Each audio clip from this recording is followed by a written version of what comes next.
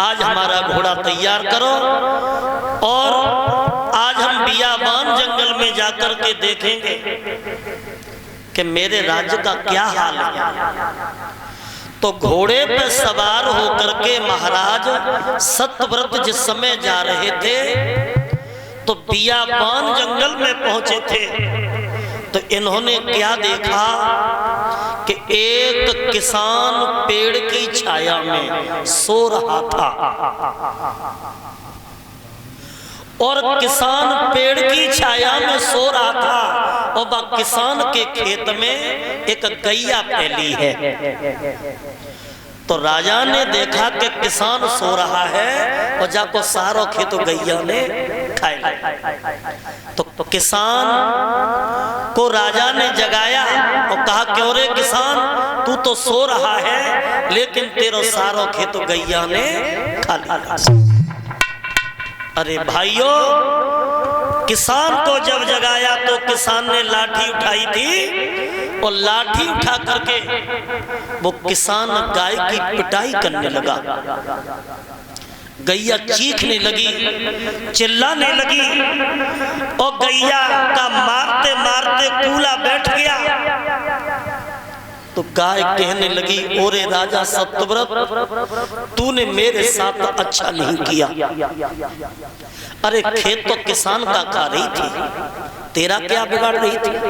जो तूने मेरी दुर्दशा करवाई तो हे राजा, जा मैं तुझे श्राप दे रही हूं कि तू अपने महलों में घुसेगा तो घुसते ही घुसते गधा बन जाएगा। राजा को श्राप दे दिया गैया ने कि तू महलों में घुसेगा तो गधा बनेगा। अब तो राजा के होश उड़ गए, ये क्या हुआ? मुझे गाय ने श्राप दे दिया कि मुझे गधा बनना पड़ेगा। अब तो राजा उसी जगह बैठ करके रोने लगे हैं। भाइयों, जब रोने लगे हैं तो इनके एक कुल गुरु थे जिनका नाम था वशिष्ठ। वशिष्ठ को बुलवाया है और वशिष्ठ को बुलवा करके गुरुदेव के पैरों में गिर गए हैं और पैरों में गिर के जवाब दिया, गुरुदेव मेरी रक्षा करो, हमें गाय ने श्राप दे दिया कि मुझे गधा बनना पड़ेगा। किसान को मैंने जगा दिया था, केवल मेरा यही दोष था। तो किसान ने गाय की पिटाई की, गाय ने मुझे श्राप दे दिया। तो मेरी माताओं, आज वशिष्ठ कहने लगे, बेटा तुमने बहुत गलत किया।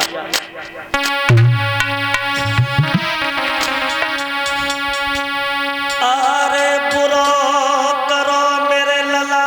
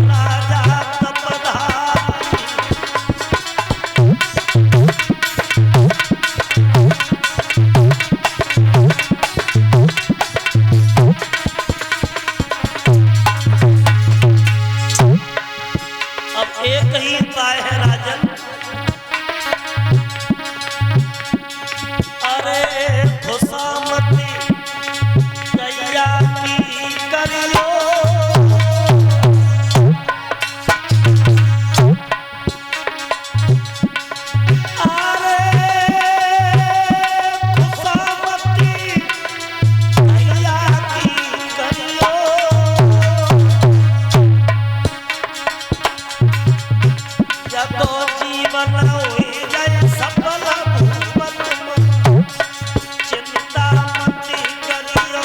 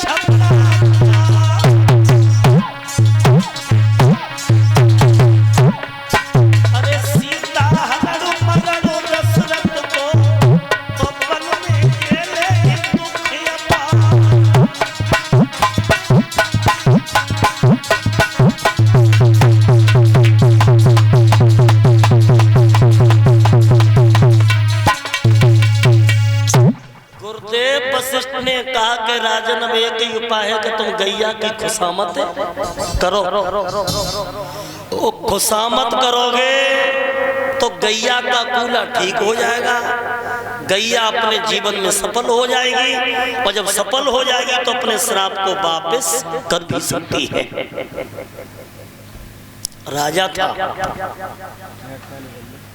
था भाइयों, अच्छे अच्छे तेल महंगे महंगे यंत्र मंगवाए और गाय की सेवा होने लगी। और जब गाय की सेवा होने लगी तो परीक्षित जी गैया का कूला ठीक हो गया। और जब गाय का कूला ठीक हो गया तो गाय कहती है कि हे राजा सत्यव्रत, श्राप दिया हुआ कभी वापस नहीं हो सकता। गधा तो बनोगे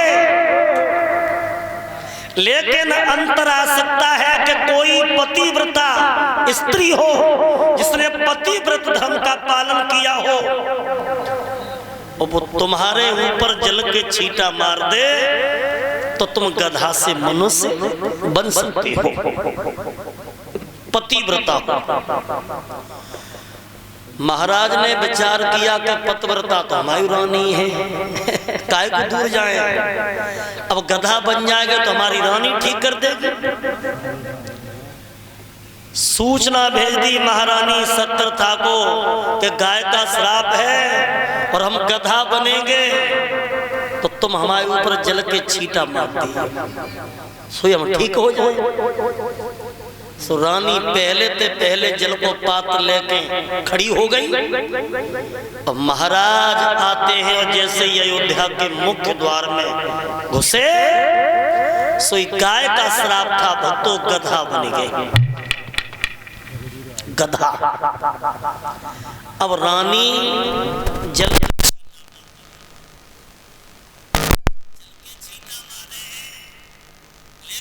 तो जल के छींटा मारे कोई फर्क नहीं पड़ा। और जब कोई फर्क नहीं पड़ा तो रानी सत्यव्रता भी समझ गई कि अब मेरे पति ठीक नहीं हो सकते। गुरुदेव का आह्वान किया, वशिष्ठ पुनः आए तो रानी ने रो रो करके गुरु को सारी बात बताई है कि गुरुदेव क्या करें क्या नहीं करें, मेरे पति गर्भ बन गए हैं, गाय का श्राप है जवाब दिया गुरुदेव ने, बेटी आप चिंता न करो, अब एक उपाय हम आपको और बताते हैं कि अगर तुम अपने पति को गर्दभ से और मनुष्य चाहती हो तो अपने पति को लेकर के आप काशी में जाओ, क्योंकि हमने सुना है कि काशी में बहुत सी पतिव्रता है। तो आज मेरे भाइयों अपने गर्दभ पति के गले में गलवैया डाल के और वो अयोध्या की महारानी काशी के लिए जा रही है और सोच रही है कि पति ही पतवार है, पति ही जीवन नैया का आधार है और पति ही औरत के लिए श्रृंगार है। जिया बिन देह नदी बिन बारी और तैसी नाथ पुरुष बिन नारी। जैसे बिना जीव आत्मा के शरीर सूख जाता है, बिना पानी के बगिया उजड़ जाती है, बिना पति के औरत एक मुर्दे के समान हो जाती है। तो गर्दभ पति के गले में गलवैया डाल के रानी जा रही है।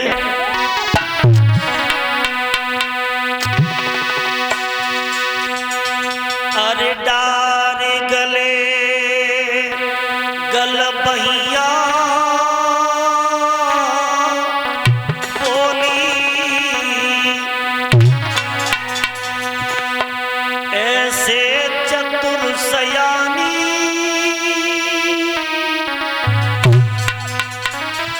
तुम मेरे हो दिल के राजा, मैं तेरी पटरानी। तुम मेरे हो दिल के राजा, मैं तेरी पटरानी। तुम हो मेरे दिल के राजा, मैं तेरी पटरानी। देखो गर्दभ पति के गले में गलवैया और जाको पति गधा बन जाए, उस स्त्री को पूछो क्या हालत होगी उस समय। वो रानी बा गधा को लेके जा रही है, वो सोच रही है अरे डारी गले गलवैया रे बोली, और ऐसे चतुर सयानी,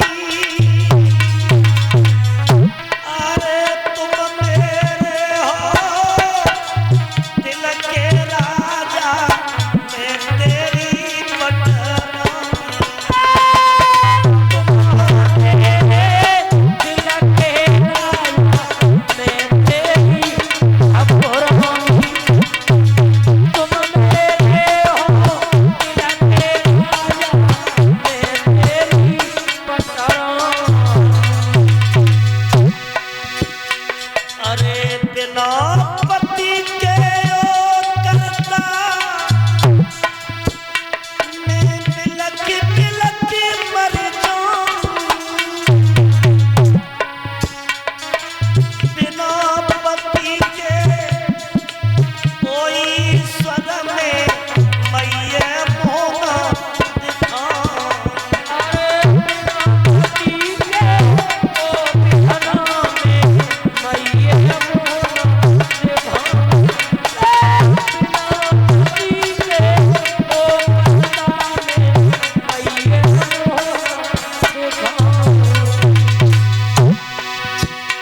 अरे दिल में बदला धीर रे नार के, भैया रोई उठी महारानी। तुम मेरे हो दिल के राजा, मैं तेरी पटरानी। तुम मेरे हो दिल के राजा, मैं तेरी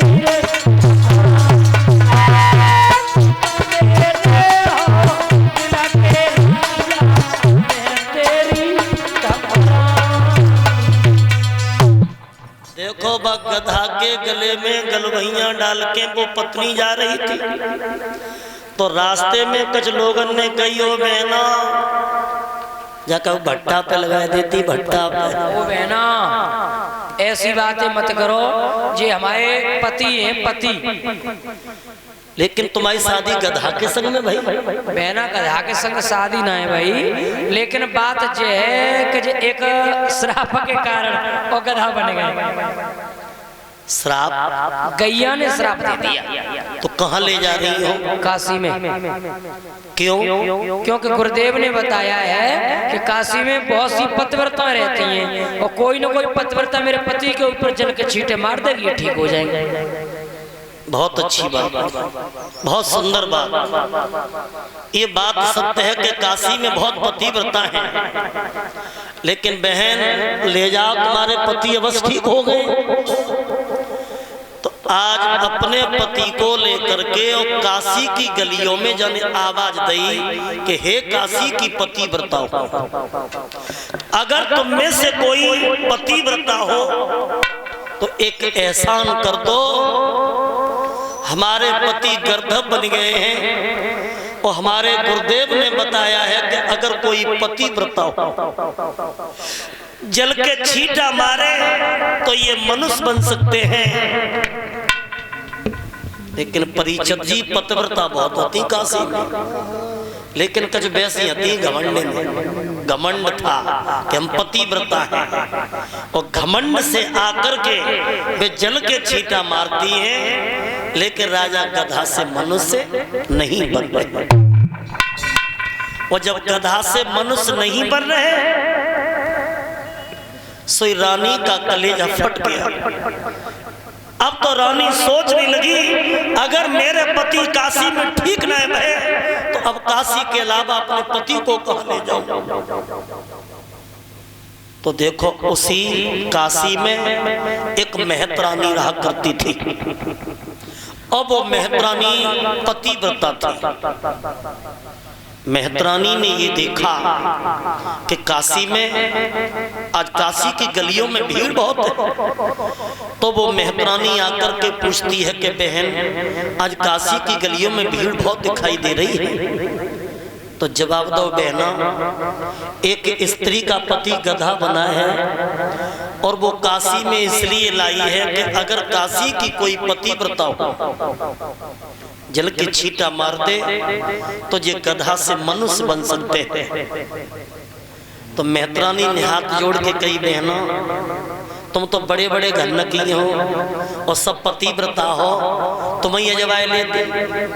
तो सबने कही बहना मैंने तो खूब अजवाओ, लेकिन ये ठीक ना हुए। तो मेहतरानी ने कही कि बहना अगर ठीक ना है भाई तो हम अजवा सकती है। कुछ मोह ठल लगी, देखो जय पतिव्रता, देखो जय पतिव्रता है और इतनी भीड़ में कोई पतिव्रता है ही नहीं, जय पतिव्रता है।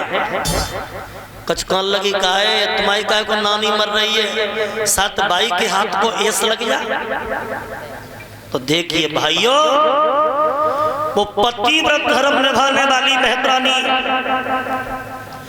आज अपने पति को बुलाती है और जाने क्या करो कि एक कच्चे धागे में गड़ा को बांध लिया।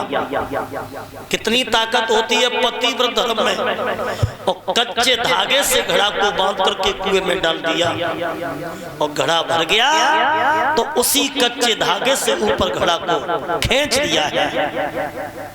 सो जन थोड़ा सा जल लो, पहले तो हाथ पैर धुए और उसके बाद एक पात्र में स्वच्छ जल लेकर के और वो भगवान के चरणों का ध्यान करती है और परमात्मा के चरणों का ध्यान किया है।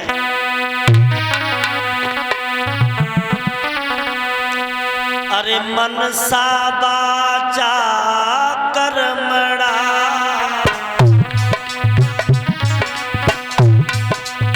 जो मेरो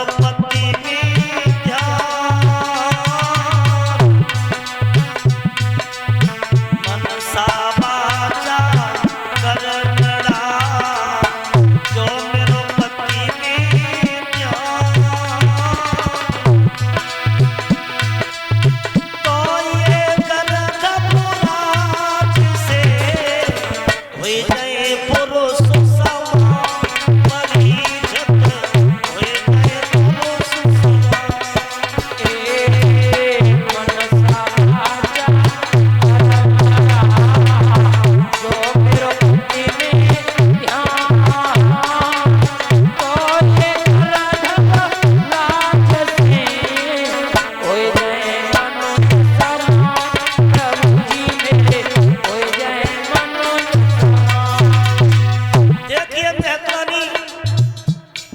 जल के छींटा मारती जा रही है और कह रही है कि प्रभु मन से, वाणी से, कर्म से, मन, वाणी और कर्म से अगर मेरा ध्यान पति के चरणों में रहा है तो ये राजा गधा से मनुष्य बन जाए।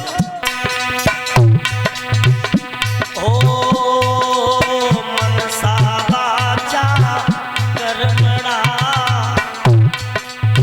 जो मेरो पति में ध्यान, तो ये गंधपुराज से हुए जय पुरुष समान, वही छत हुए जय पुरुष समान।